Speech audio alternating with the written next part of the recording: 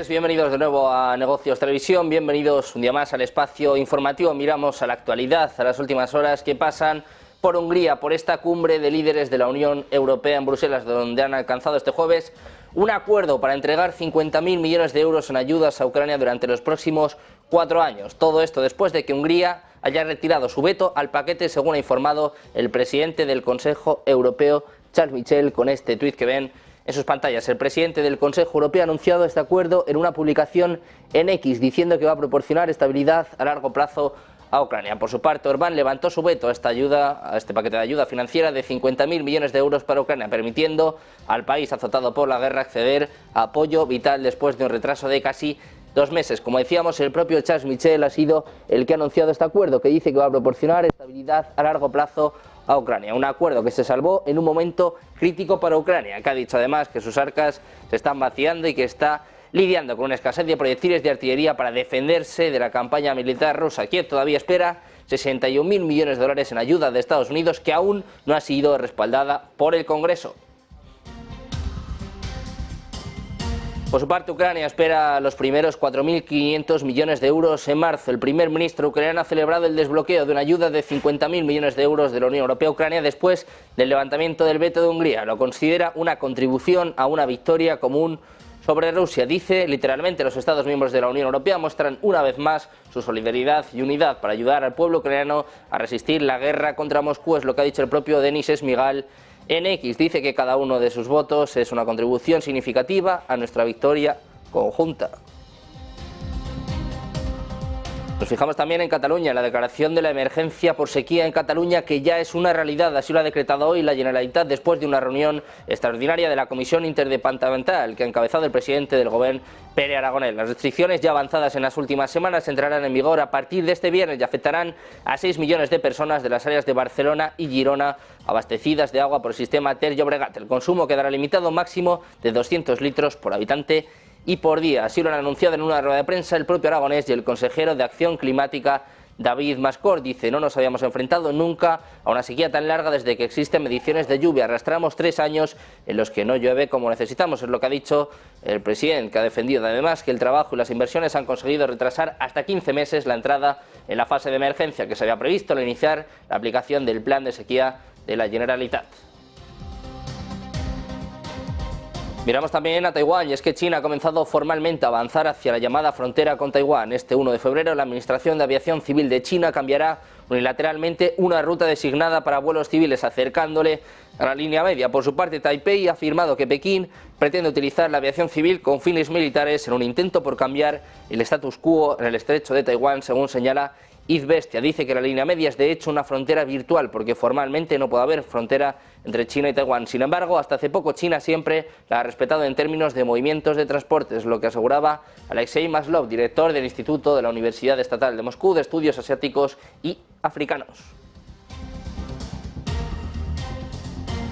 Miramos ahora a Reino Unido. Ojo a la encuesta de YouGov, que dice que la mayoría de los británicos cree que la Tercera Guerra Mundial probablemente ocurrirá en los próximos 5 a 10 años. La mayoría también piensa que se van a utilizar armas nucleares en el caso de que estalle la guerra. En un discurso pronunciado en enero, el secretario de Defensa británico, Grant Shapps, dijo que estamos pasando de un mundo de posguerra a un mundo de preguerra. En el mismo discurso sugirió que dentro de 5 años Reino Unido podría enfrentar conflictos en múltiples escenarios, incluidos Rusia, China, Irán y Corea del Norte. Los nuevos datos de YouGov muestran que la mayoría de los británicos están ahora preparados para un conflicto y el 53% cree que es probable que haya otra guerra mundial en los próximos 5 a 10 años. Solo el 31% de los británicos cree que es poco probable que se produzca otro conflicto global a largo plazo, en ese plazo, incluido solo el 8% que piensa que no es nada probable.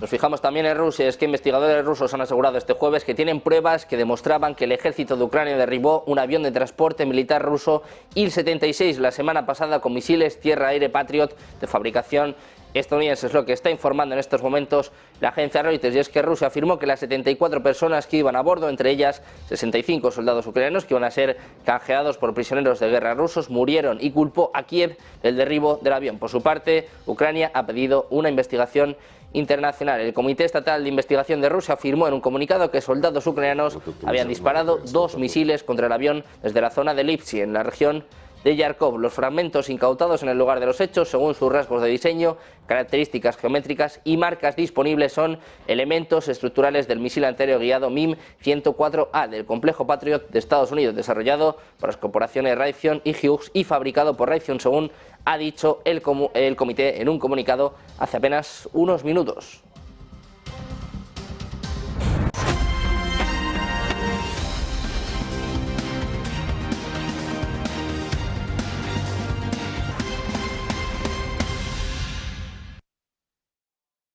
Ya de vuelta en Negocios Televisión, bienvenidos de nuevo al espacio informativo. Miramos a la actualidad, a las últimas horas que nos llevan a mirar a Bruselas, donde los líderes de la Unión Europea han alcanzado este jueves un acuerdo para entregar 50.000 millones de euros en ayuda a Ucrania durante los próximos 4 años. Todo esto después de que Hungría haya reiterado su veto al paquete, según ha informado el presidente del Consejo Europeo, Charles Michel. Ha anunciado este acuerdo en una publicación en X diciendo que va a proporcionar estabilidad a largo plazo a Ucrania. Víctor Orbán, como les contamos, ha levantado su veto a un paquete de ayuda financiera de 50.000 millones de euros para Ucrania, permitiendo al país azotado por la guerra acceder a apoyo vital después de un retraso de casi 2 meses. El presidente del Consejo Europeo, Charles Michel, anunció el acuerdo en una publicación en X diciendo que proporcionará estabilidad a largo plazo a Ucrania. El acuerdo se salvó en un momento crítico para Ucrania, que ha dicho que sus arcas se están vaciando y que está lidiando con una escasez de proyectiles de artillería para defenderse de la campaña militar rusa. Kiev, eso sí, todavía espera 61.000 millones de dólares en ayuda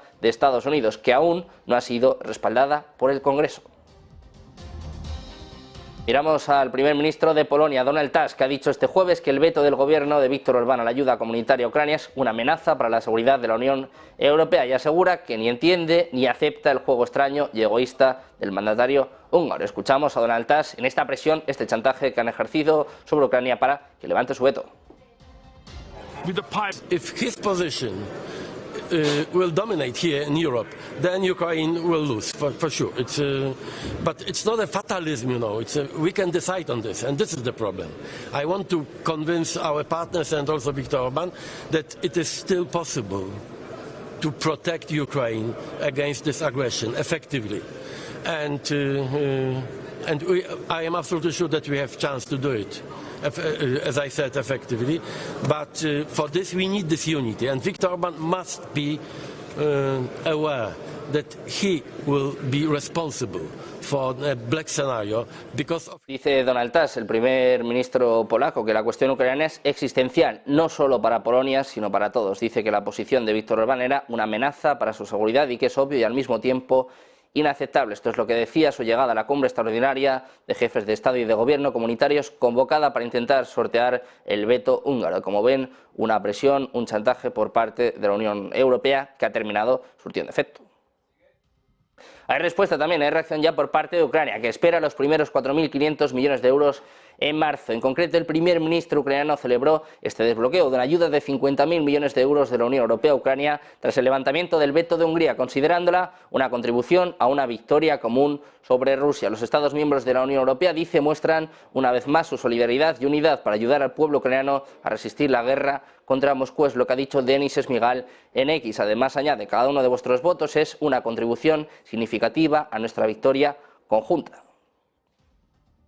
También ha reaccionado Volodymyr Zelensky, el presidente ucraniano, ha elogiado a la Unión Europea por llegar a este acuerdo sobre el paquete de ayuda militar de 50.000 millones de euros. Dice Zelensky, agradecidos a Charles Michel y a los líderes de la Unión Europea por establecer el fondo para Ucrania por valor de 50.000 millones de euros para el periodo de 2024 a 2027. Dice Zelensky, es muy importante que la decisión la hayan tomado los 27 líderes. Lo que queda un poco en duda es si había otra opción, pero bueno, dice Zelensky, lo que una vez más demuestra la fuerte unidad de la Unión Europea, que le digan a Orbán si tenía otra opción. Pero bueno, dice Zelensky que el apoyo financiero continuo de la Unión Europea a Ucrania fortalecerá la estabilidad económica y financiera a largo plazo, que no es menos importante que la asistencia militar y las sanciones a Rusia. Zelensky elogia, celebra este acuerdo de ayuda de la Unión Europea, pero ojo porque pide más, quiere más.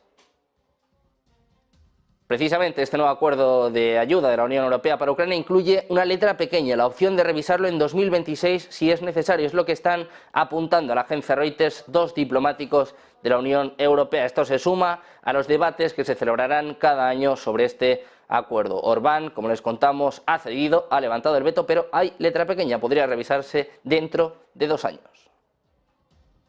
Y seguimos mirando a Bruselas, donde casi 1.500 tractores, hogueras y barricadas siguen acechando esta zona. Agricultores llegados desde todos los rincones del continente se han citado este jueves en Bruselas, en el corazón del barrio europeo, para reivindicar el sector del campo, exigir el fin de los tratados de libre comercio y pedir no solo una pausa regulatoria, sino también dignidad y respeto y precios justos para sus productos. Lo hacen mientras los líderes de los 27 se encuentran reunidos, como les decíamos, para este Consejo Europeo Extraordinario a unos cientos de metros de distancia, para hablar de la revisión del presupuesto comunitario y de la ayuda financiera a Ucrania para los próximos 4 años. En este sentido se ha manifestado Roberta Metsola. Dice que hay que escuchar más a los agricultores, pero eso sí, dice, sobre todo ahora que estamos en periodo electoral.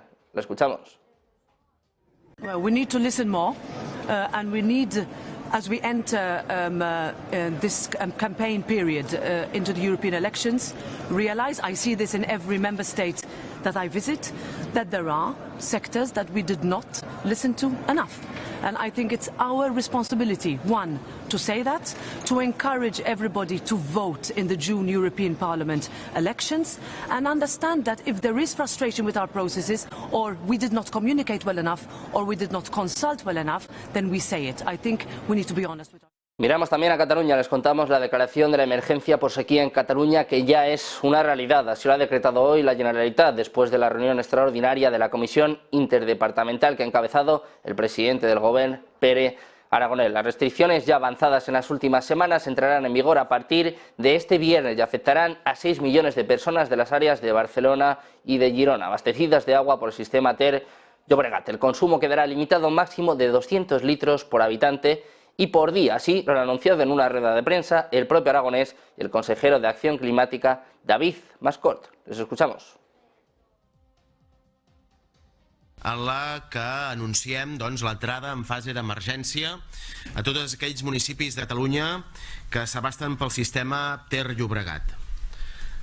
Catalunya està patint la pitjor sequera del darrer segle. De fet, des que es tenen registres en l'àmbit poliomètric, no havíem afrontat mai una sequera tan llarga y de tanta intensidad.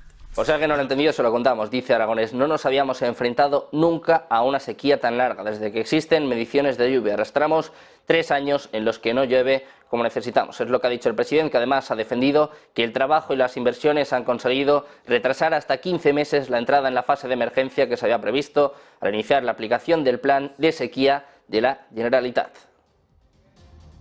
Miramos ahora a ataques por parte de Estados Unidos. En concreto, el Comando Central de Estados Unidos llevó a cabo un ataque de autodefensa contra vehículos aéreos no tripulados, UTIES, y una estación de control terrestre. Estados Unidos, como les decimos, atacó 10 aviones no tripulados en el oeste de Yemen que se preparaban para su lanzamiento, según ha informado la CBS, que cita fuentes del Departamento de Defensa en Bahrein. Los F-18 Super Hornets bombardearon 10 aviones no tripulados en el oeste de Yemen que se estaban preparando para su lanzamiento, es lo que escribía en X. Precisamente en este sentido se ha manifestado también el portavoz del Consejo de Seguridad Nacional de la Casa Blanca, un John Kirby, que una vez más reitera que Estados Unidos no quiere una guerra con Irán. Lo escuchamos. I would just say a couple of things. First of all, as we've said many times, we don't seek a war with Iran. We're not looking for a broader conflict. We're not looking for a war with Iran. That's number one. Number two, we have obligations in the region, including those to our troops and our facilities. And now, as Karine reminded everybody, those attacks have taken the lives of 3 of them. We will do what we need to do to make sure that those responsible are held properly. Miramos también al primer ministro israelí, el conflicto en Oriente Medio. Netanyahu dice que la Agencia de la ONU para los Refugiados Palestinos debe cerrar, una advertencia que ha lanzado al tiempo que los aviones de combate israelíes atacan Gaza, y todo en medio de esfuerzos diplomáticos para lograr un alto el fuego y la liberación de rehenes en el enclave. Israel ha acusado a algunos miembros del personal de la UNRWA de estar involucrados en el ataque de Hamás del 7 de octubre en el sur de Israel, que desencadenó la guerra en Gaza. Los donantes, incluido Estados Unidos, han suspendido la financiación en espera de una investigación, pero las agencias de ayuda dicen que poner fin a las operaciones de la UNRWA arruinaría los esfuerzos humanitarios en la devastada Gaza. Miramos también a los ataques por parte de Israel. Según los testigos, ha intensificado los ataques aéreos contra la ciudad de Gaza en el norte y bombardeando partes de Yan Yunis en el sur, mientras que parece que en estos momentos está sobre la mesa lo que parece ser la iniciativa de paz más seria en meses en la guerra entre Israel y Hamas. Hamas, el grupo militante palestino que gobierna Gaza, está estudiando actualmente esta propuesta que prevé la liberación de todos los rehenes restantes capturados el 7 de octubre. Israel dice que suman cerca de 136. Por su parte, Hamas ha exigido el fin de la ofensiva de Israel. Las potencias mundiales esperan evitar un conflicto más amplio, pero las tensiones en Oriente Medio siguen altas después de que los rebeldes hutíes de Yemen, alineados con Irán, dijeran que van a seguir atacando buques de guerra estadounidenses y británicos en el Mar Rojo en solidaridad con los palestinos. Miramos ahora precisamente al Mar Rojo, y es que el ministro de Defensa de Italia ha dicho que la interrupción del transporte marítimo en el Mar Rojo causada por los ataques de los hutíes de Yemen corre el peligro de desestabilizar la economía italiana, citando una enorme caída en el tráfico que se dirige a Italia a través del canal de Suez. Reuters informa que Guido Crosetto dijo que desde una perspectiva geopolítica la continuación de esta situación podría conducir a la marginación de los puertos del Mediterráneo. Dice que no solo amenaza la seguridad de la navegación, sino también la estabilidad económica de Italia.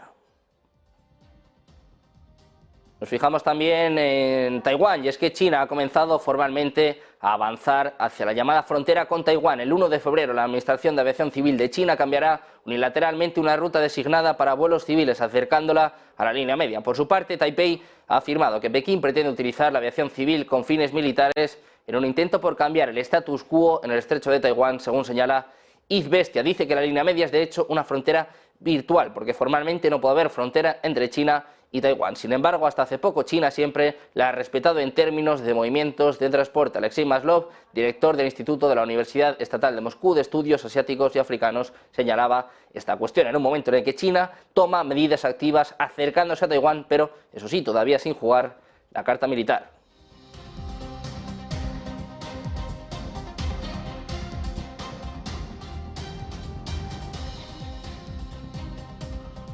Con el foco puesto en Taiwán, los movimientos por parte de China, los movimientos parlamentarios también que se están dando en esta isla. Hacemos una breve pausa y les contamos lo que sucede en Taiwán. Negocios Televisión, 2 minutos y volvemos.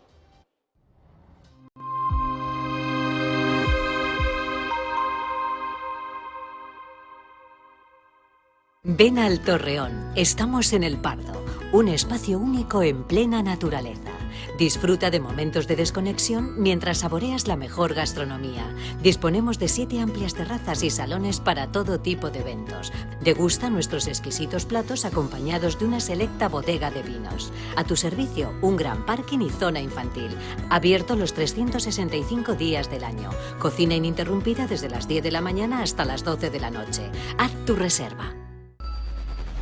Localizarnos ahora es más fácil. La economía a tu alcance. Empresas, inversiones, tecnología. Ya en la app de Movistar. Vive la economía. Negocios Televisión.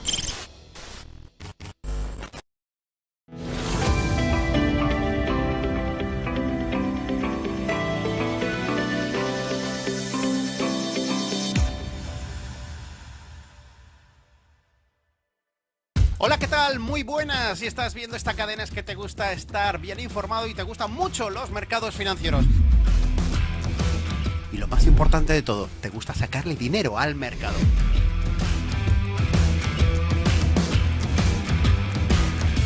Así que tenemos una cita, el cierre de Wall Street los lunes a las 9:30 de la noche, los martes y los jueves un poquito antes, a las 9:15. Aquí estaremos en Negocios Televisión explicando consultorio, explicando por qué tomo decisiones de compra, por qué vendo, todo lo relacionado con los mercados. Ese consultorio a vuestra disposición para ver cómo veo el mercado y un montón de novedades que iremos anunciando próximamente.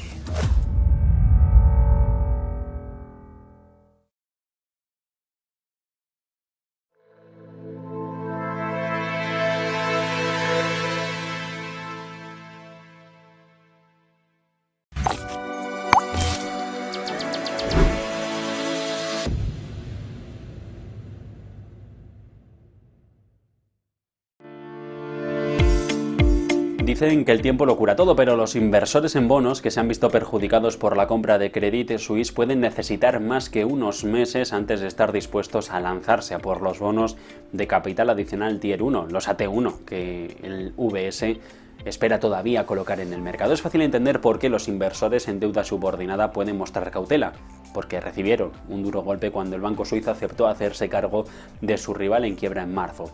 Títulos con un valor nominal de 17.000 millones de dólares que desaparecieron de un día para otro. Y lo que es peor, fueron borrados a pesar de que los accionistas consiguieron retener algo de valor, en un extraordinario vuelco de la jerarquía tradicional del capital. Los bonos AT1, los convertibles contingentes, los COCOs, se crearon a raíz de la crisis financiera de 2008. Era una forma en la que los bancos que colapsaran absorbieran las pérdidas, lo que hacía menos probable un rescate financiado por el contribuyente. Apuesta arriesgada, porque si un prestamista se mete en problemas, esta clase de bonos se pueden convertir rápidamente en capital o amortizarse por completo. Son de mayor riesgo y por eso ofrecen un mayor rendimiento que la mayoría de los emitidos con calificaciones crediticias similares, lo que los hace populares, sobre todo entre los que tienen dinero, los clientes institucionales. Por lo general, los tenedores de bonos, en el orden jerárquico, están arriba. Cuando un banco colapsa, los accionistas son los primeros que pierden, pero debido al cambio de las normas, por el caso Credit Suisse, ya nada está sobre seguro.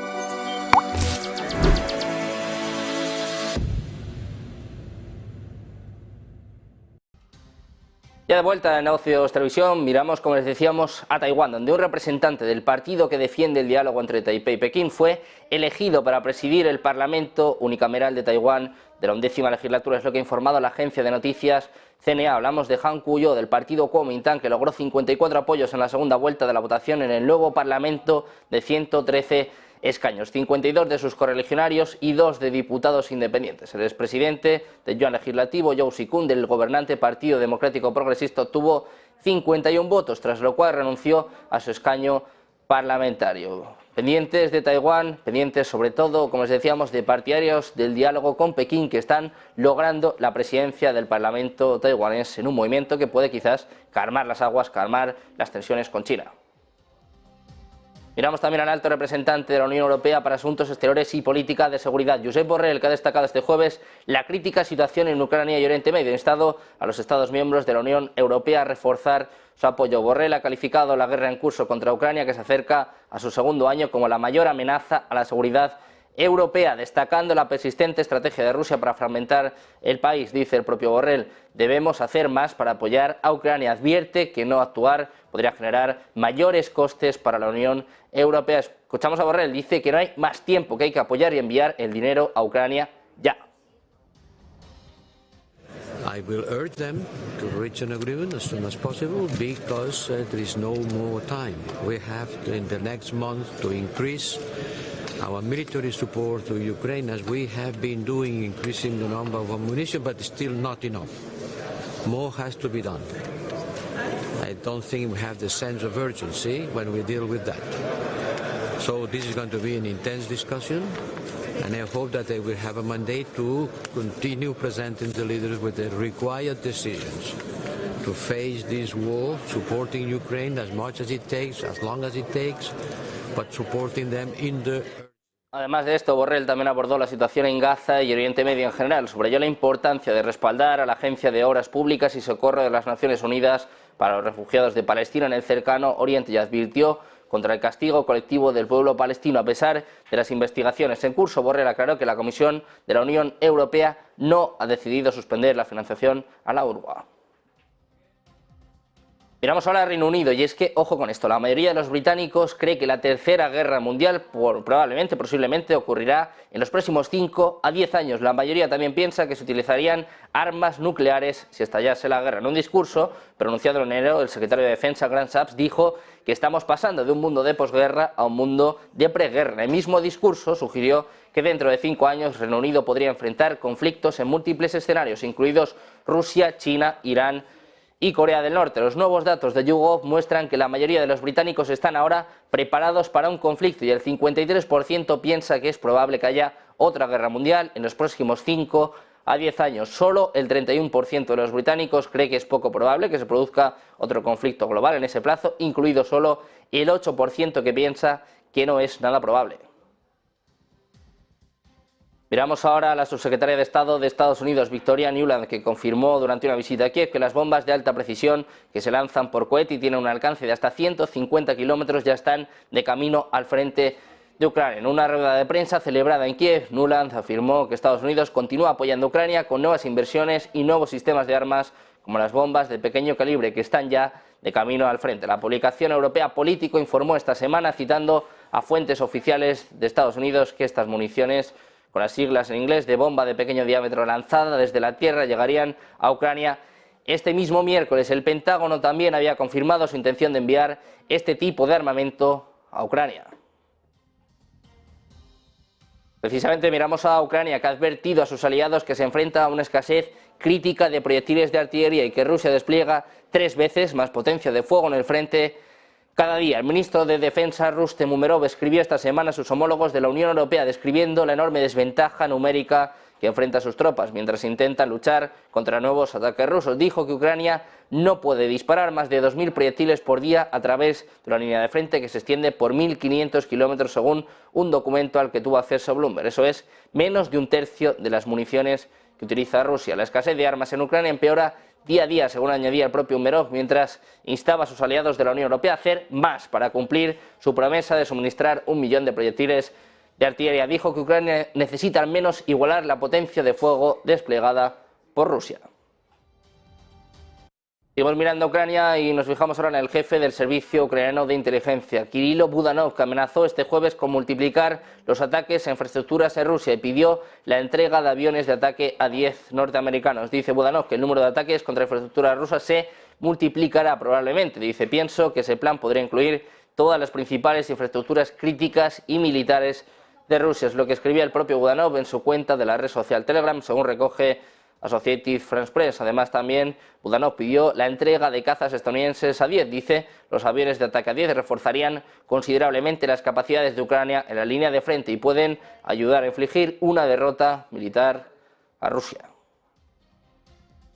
Nos fijamos ahora en Zelensky, y es que se ha informado que Volodymyr Zelensky despedirá al general Valery Zaluzhny a finales de esta semana. CNN dijo que un anuncio oficial es inminente y que el despido fue pospuesto y no cancelado después de una reunión entre ambos hombres el lunes por la noche. El Washington Post informó por separado que Zelensky y el comandante en jefe del ejército ucraniano se habían enfrentado por las demandas del general Zaluzhny de 500.000 nuevos soldados y su descontento por la insuficiente ayuda militar occidental. Los informes han afirmado anteriormente que el presidente ucraniano pidió al general Zaluzhny que renunciara como jefe del ejército el lunes por la noche, pero él se negó. El Kremlin se burló de Zelensky el miércoles y dijo que esto demostraba que su gobierno tiene muchos problemas.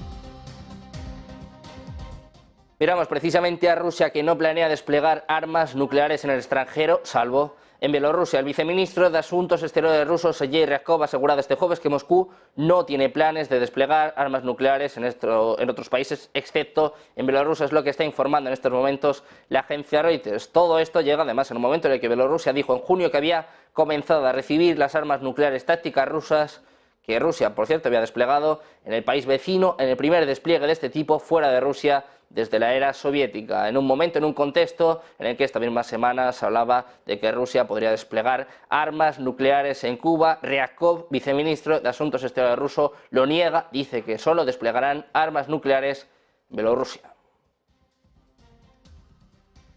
Mientras tanto, investigadores rusos han asegurado este jueves que tienen pruebas que demostraban que el ejército de Ucrania derribó un avión de transporte militar ruso I-76 la semana pasada con misiles tierra-aire Patriot de fabricación estadounidense. Es lo que informa la agencia Reuters, en un momento en el que Rusia afirma que las 74 personas que iban a bordo, entre ellas 65 soldados ucranianos que iban a ser canjeados por prisioneros de guerra rusos, murieron, y culpó a Kiev del derribo de este avión. Kiev, por su parte, ha pedido una investigación internacional. El Comité Estatal de Investigación de Rusia afirmó en un comunicado que soldados ucranianos habían disparado 2 misiles contra el avión desde la zona de Lipsk, en la región de Yarkov. Los fragmentos incautados en el lugar de los hechos, según sus rasgos de diseño, características geométricas y marcas disponibles, son elementos estructurales del misil antiaéreo guiado MIM-104A del complejo Patriot de Estados Unidos, desarrollado por las corporaciones Raytheon y Hughes y fabricado por Raytheon. Es lo que ha dicho este comité en un comunicado.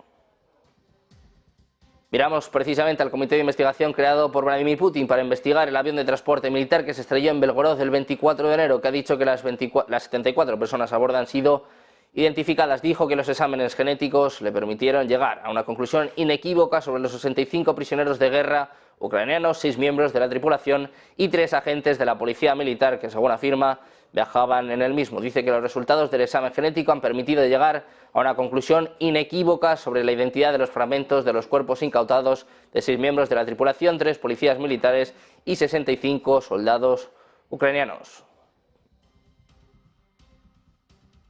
Por su parte, los jueces del máximo tribunal de la ONU han determinado este miércoles que Rusia violó elementos de un tratado antiterrorista de la ONU, pero se negaron a pronunciarse sobre las acusaciones presentadas por Kiev de que Moscú era responsable del derribo de Malaysia Airlines del vuelo MH17 sobre el este de Ucrania en 2014. En el mismo fallo, los jueces de la Corte Internacional de Justicia determinaron que Rusia había violado un tratado contra la discriminación al no apoyar la educación del idioma ucraniano en Crimea después de su anexión de la península en 2014. Las decisiones supusieron un revés legal para Kiev. El tribunal rechazó las solicitudes de Ucrania de ordenar reparaciones por ambas violaciones y solo ordenó a Rusia que cumpliera los tratados. El representante de Ucrania, Anton Korinevich, destacó que la sentencia era importante para Kiev porque establecía que Rusia violó el derecho internacional. Miramos ahora al Ministerio de Defensa de Rusia, que ha asegurado que sus defensas antiaéreas han derribado 6 drones ucranianos sobre las regiones de Belgorod y Voronezh. El comunicado castrense, citado por la agencia oficial TASS, precisó que 4 de los aparatos, todos ellos de la fija, fueron abatidos sobre la región de Belgorod y los 2 restantes en la región de Voronezh. Según datos preliminares, no hubo consecuencias en esta tierra, según ha informado en su cuenta de Telegram el gobernador de la región de Voronezh, Alexander Gusev.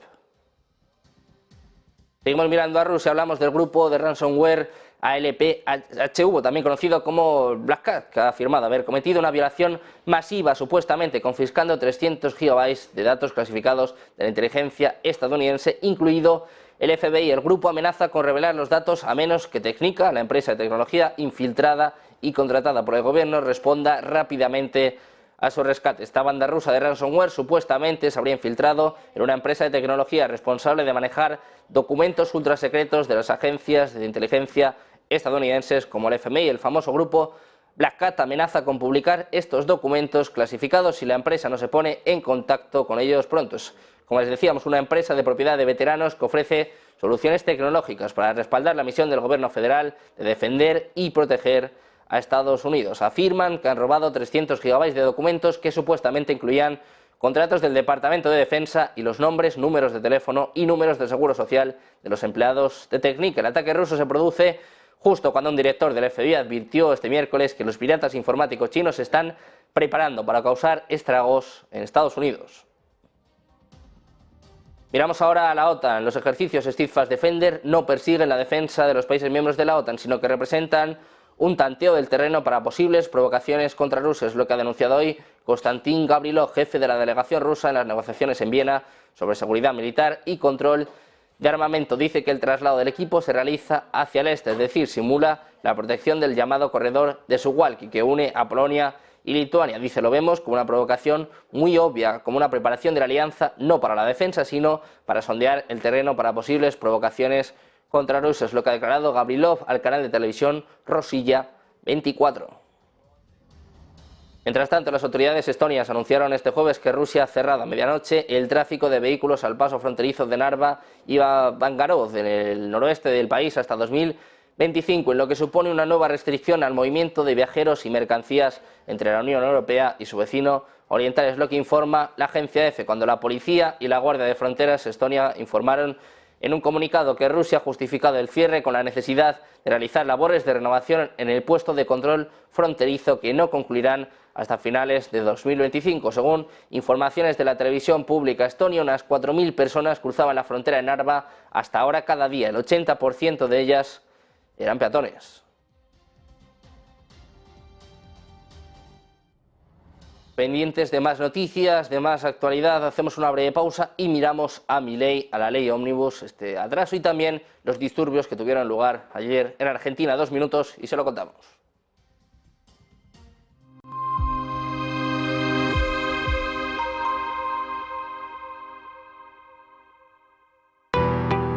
¿Qué es Bitcoin? Hoy vamos a explicarles qué es exactamente Bitcoin, explicándoles los conceptos básicos para que entiendan esta criptomoneda de la que todo el mundo lleva años hablando. Esta explicación les servirá para saber también qué son exactamente las criptomonedas y cómo funcionan, para que puedan tener una noción un poco menos técnica de cómo funciona todo esto y a lo que nos referimos con cada término. Bitcoin es una criptomoneda o moneda virtual, concretamente la primera que fue desarrollada. Es la criptomoneda que le ha marcado el camino a todas las demás que llegaron después utilizando su tecnología. Esta tecnología es la cadena de bloques o tecnología blockchain, que también se utiliza para otras cosas. La primera de las criptomonedas fue creada por Satoshi Nakamoto, que es el seudónimo que corresponde a una persona que nadie sabe exactamente quién es, aunque sí que es cierto que ha habido muchas teorías. Esta persona publicó en 2009 un artículo en el que describía un sistema de pagos P2P al que llamó Bitcoin. Al cabo de unos meses, él mismo publicó la primera versión del software que permite gestionar la red de la moneda y que además empieza a interactuar con los primeros interesados en foros. La cantidad total de bitcoins que se emiten cada año está determinada por su algoritmo y pasa lo mismo con el resto de criptomonedas. Bitcoin está desarrollado para que cada 4 años se reduzca por 2 su producción y para que solo se emitan un total de 21 millones de bitcoins. Después simplemente dejarán de crearse. Esto es una diferencia fundamental con las monedas convencionales, puesto que los bancos modifican su valor a su libre albedrío. Por lo tanto, las monedas se pueden devaluar, mientras que Bitcoin quiere ofrecer algo más de estabilidad. En definitiva, entre los usos más destacados de Bitcoin cabe mencionar los siguientes, como por ejemplo pagar utilizando estas propias criptomonedas, obtener intereses por los bitcoins que poseas, algo similar al concepto de un depósito bancario, también obtener un préstamo utilizando como garantía tus bitcoins, cubrir tu exposición financiera con derivados en mercados regulados y por último obtener réditos de inversión mediante la compra-venta de bitcoins, al ser un activo que teóricamente tiende a revalorizarse en un escenario de demanda constante.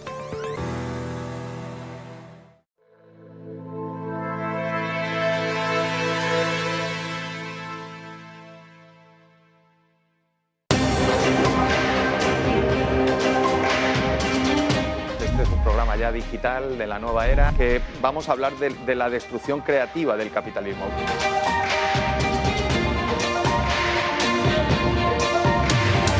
Vamos a explicar casos de éxito que permitan que veamos que hay una luz al final del túnel, acabaríamos con el paro.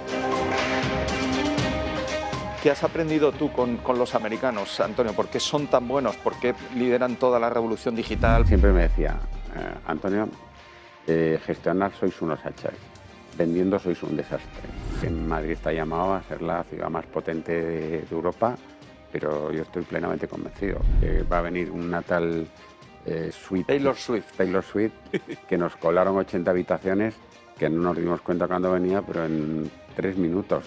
La gente de Renew cerrando ventas como locos. Yo siempre digo lo mismo, ¿no? ¿Cuál es la clave del éxito? Hombre, 33% inteligencia, 33% suerte y 100% trabajo, ¿no?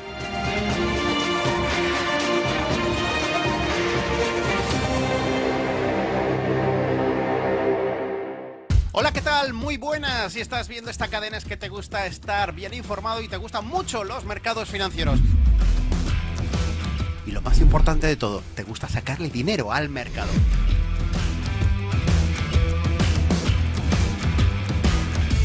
Así que tenemos una cita en Cierre de Wall Street los lunes a las 9:30 de la noche, los martes y los jueves un poquito antes, a las 9:15. Aquí estaremos en Negocios Televisión explicando consultorio, explicando por qué tomo decisiones de compra, por qué vendo, todo lo relacionado con los mercados. Ese consultorio a vuestra disposición para ver cómo veo el mercado y un montón de novedades que iremos anunciando próximamente.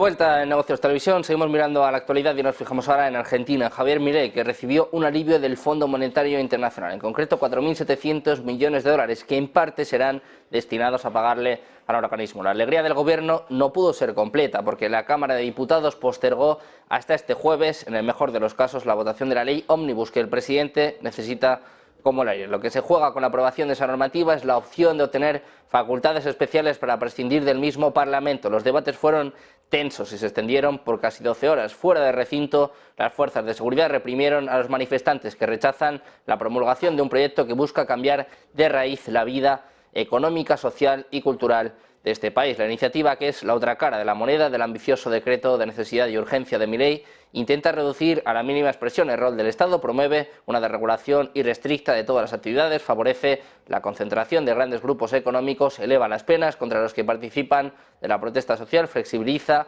la protección ambiental y crea las condiciones para el desguace del sistema educativo.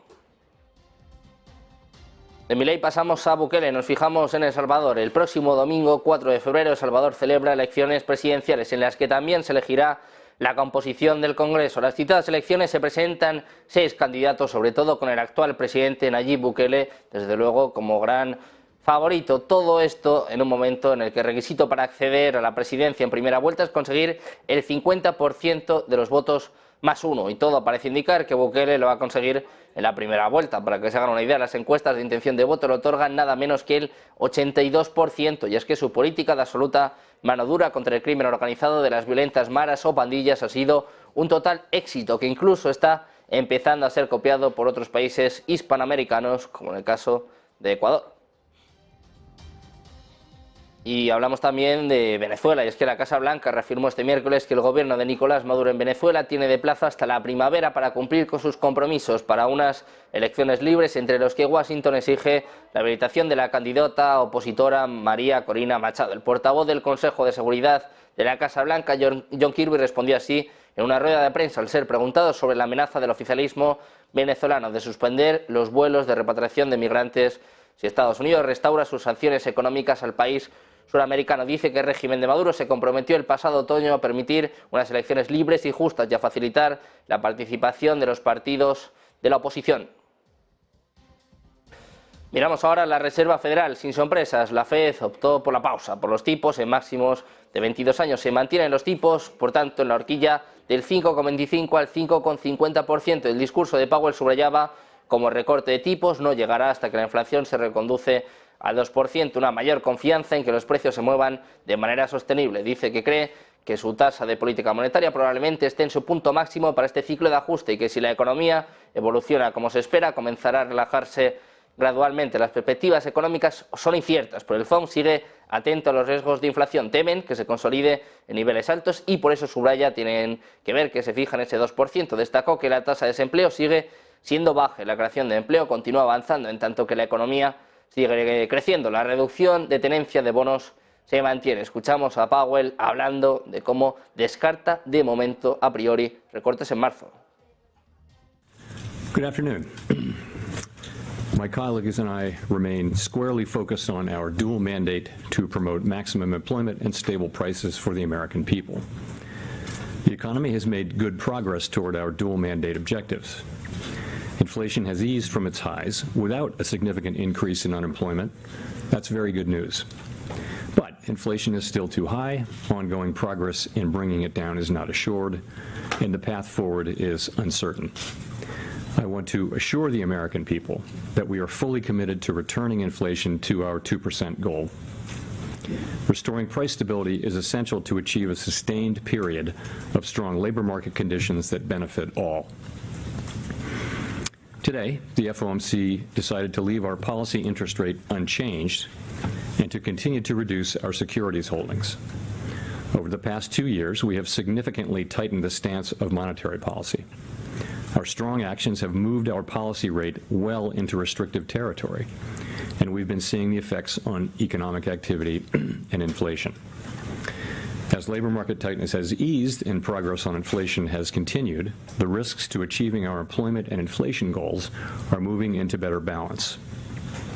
I will have more to say about monetary policy after briefly reviewing economic developments. El mercado comenzó a caer con fuerza cuando Powell asestaba el golpe final a los que aún esperaban recortes en la próxima reunión y empujaba a la baja a Wall Street. Decía el jefe de la Fed que en base a la reunión de esta tarde no se podía contemplar una bajada de tipos en marzo. Se busca que la inflación alcance el 2%. El anuncio de Powell, como decíamos, asestaba un golpe directo en el mercado, ya no enfriando las expectativas del pivote, sino descartándolo directamente para marzo. Powell manifestó que están preparados para mantener los tipos en niveles altos si es necesario para controlar la inflación. Sin embargo, subrayó que hacerlo prematuramente podría revertir los avances logrados en el control de la inflación.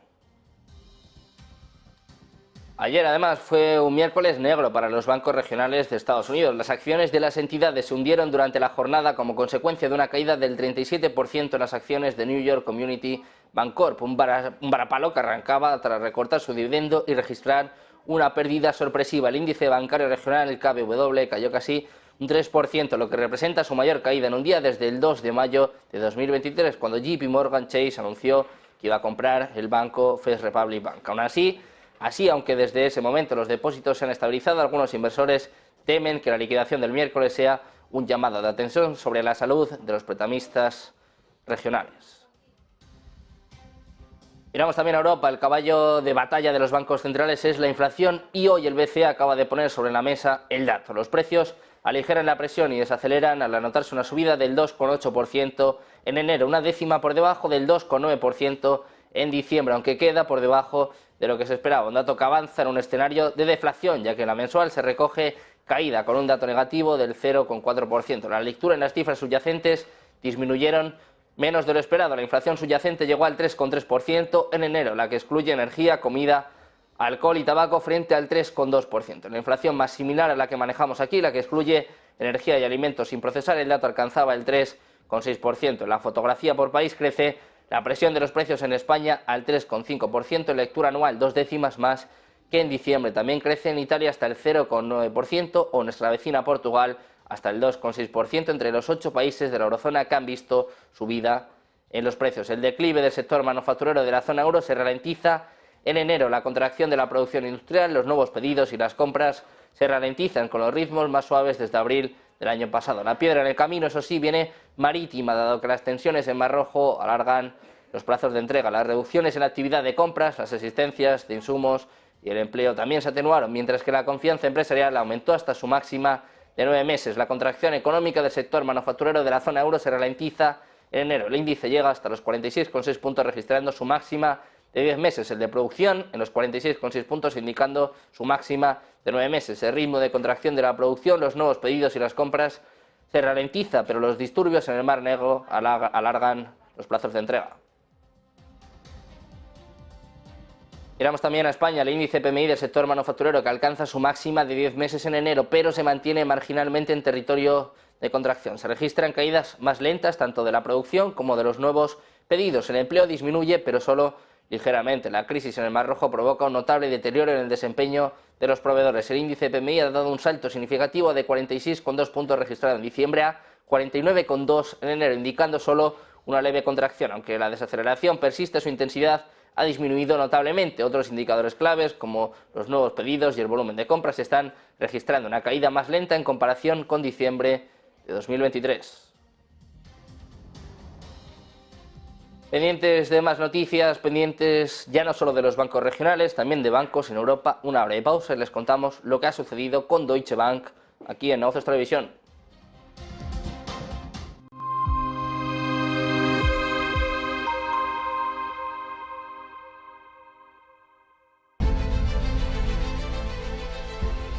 No puede volver atrás y cambiar el principio, pero puede comenzar donde está y cambiar el final. En Luna Sevilla queremos ser su asesor financiero de referencia para mejorar su presente y su futuro patrimonial, prestando nuestros servicios como agentes de Caser Asesores Financieros. Somos una empresa con una clara apuesta por la formación de calidad, la información transparente y objetiva, y por el asesoramiento financiero personalizado y continuado. Visite nuestra web lunasevilla.es o llame al 91 762 3442.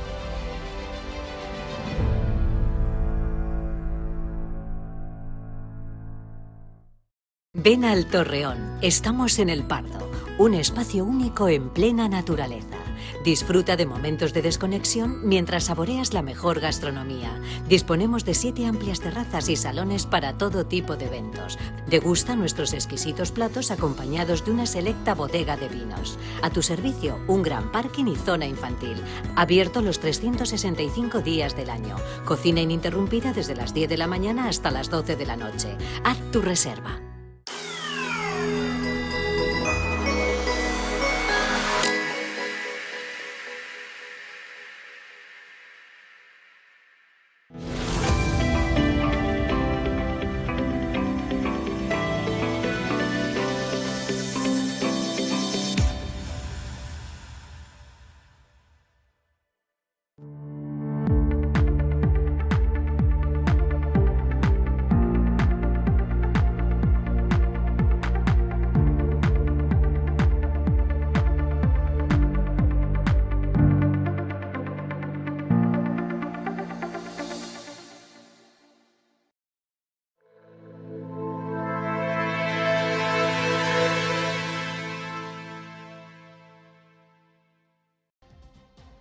Ya de vuelta en Negocios Televisión, miramos a los bancos, nos fijamos ahora en Deutsche Bank, que prometió más que triplicar su dividendo para 2025 a €1 por acción y recomprar más acciones a pesar de una caída del 30% en las ganancias del cuarto trimestre, después de que el prestamista se viera afectado por una factura fiscal más alta y un aumento de las previsiones para pérdidas crediticias. El beneficio atribuible a los accionistas cayó a 1.260 millones de euros en el cuarto trimestre de 2023 frente a los 1.800 millones de euros del año anterior, pero ligeramente por encima de las expectativas de los analistas. Tanto los ingresos como los costes aumentaron un 5% interanual en el cuarto trimestre. Deutsche Bank dijo que quiere aumentar los pagos de dividendos en un 50% a 0,45 euros por acción este año y aumentarlos a €1 para 2025. Protagonista también el desplome de los títulos de BNP Paribas, se hunde casi un 8%, ha llegado a caer tras unas decepcionantes cuentas. Las ventas trimestrales y los ingresos netos no cumplen con las estimaciones. Los ingresos netos del cuarto trimestre cayeron un 50% interanual, según lo informado, hasta los 1.070 millones de euros, pero lo que más duele es que retrasa el objetivo de rentabilidad. Del banco también redujo su objetivo para 2025 de rendimiento sobre capital tangible y ahora dice que no alcanzaría su objetivo del 12% hasta 2026 debido a mayores requisitos de reservas regulatorias y la presión para aumentar, en este caso, los cargos de depósito.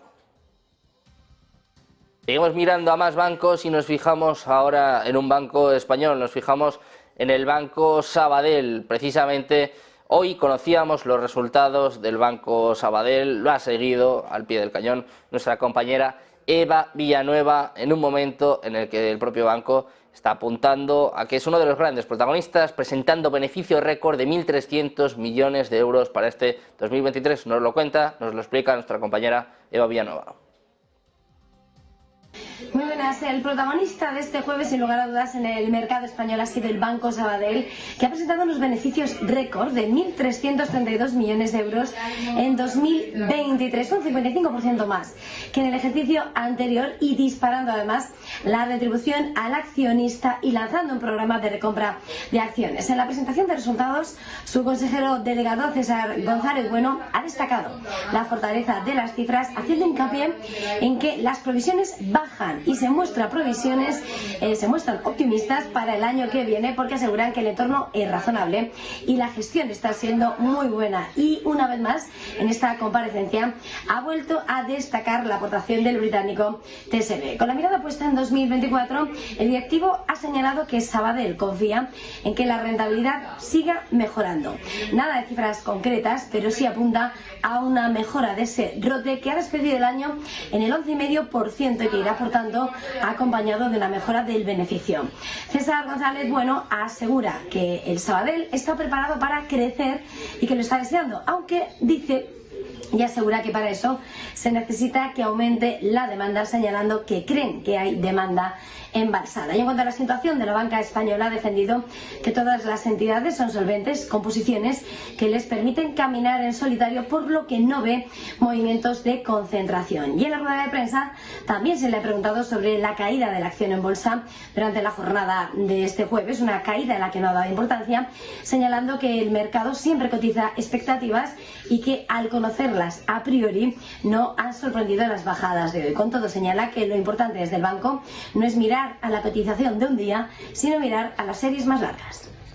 Pendientes de los bancos, miramos ahora las previsiones de Bank of America. Está pronosticando que la Reserva Federal va a comenzar a recortar las tasas de interés en junio frente a la estimación anterior de marzo. Además, espera 75 puntos básicos de recortes de las tasas de interés de Estados Unidos en este 2024, lo que apuntaría a 3 recortes de tipos en este año. Pendientes de todo esto, terminamos mirando a Meta. El senador republicano Lindsey Graham, que ha acusado al director ejecutivo de Meta, Mark Zuckerberg, de tener las manos manchadas de sangre. En la audiencia de este miércoles ha descalificado a las redes sociales como verdaderos productos peligrosos que están destruyendo vidas y amenazando la propia democracia. Unas críticas que vertía justo después de que el fundador de Facebook pidiera perdón a un grupo de familiares que aseguraron que sus hijos fueron víctimas por culpa de Internet. Dice además, pide disculpas al tiempo que defendía las redes, negando que dañen la salud mental de los menores. Pero Zuckerberg no fue el único en la sala. También testificaron los directores ejecutivos de Snap, de Discord y de TikTok para analizar las acciones que los gigantes tecnológicos llevan a cabo, sobre todo teniendo en cuenta el contenido y el abuso sexual infantil en sus plataformas. Pendientes de todo esto, pendientes de la actualidad económica, geopolítica, como siempre, de todo el análisis, no se vayan porque hacemos una breve pausa y enseguida comienza Conexión Vilar de la mano de Marta Vilar.